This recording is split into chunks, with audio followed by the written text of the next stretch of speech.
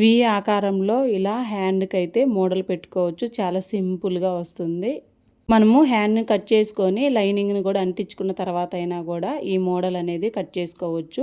అలా 4 ఫోల్డింగ్ చేసిన తర్వాత అలా వీలాగా అలా డ్రాయింగ్ చేయాలి. డ్రాయింగ్ చేసిన దాన్ని అలా కట్ చేసుకోవడమే. చూడండి చాలా సింపుల్గా ఈజీగా వస్తుంది ఈ మోడల్ అనేది.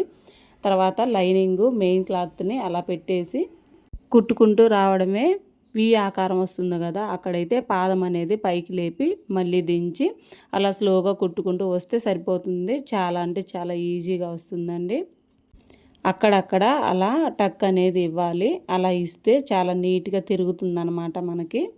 ఇప్పుడు లోపల ఫోల్డింగ్ బయట వైపుకి వేసి మళ్ళీ పైన అనేది ఒక ఫినిషింగ్ కుట్టు అనేది వేయాలి. అప్పుడు చాలా నీట్గా వస్తుంది. నీట్గా సర్దుకుంటూ మనకి షేప్ అనేది రావాలన్నమాట. అలా సర్దుకుంటూ కుట్టుకుంటూ వస్తే చాలా అంటే చాలా నీట్గా వస్తుందండి. హ్యాండ్కి మనము చాలా సింపుల్గా కుట్టుకోవచ్చు. ఇలా కొత్తవారు కూడా చూడండి ఫైనల్గా చాలా నీట్గా వస్తుంది.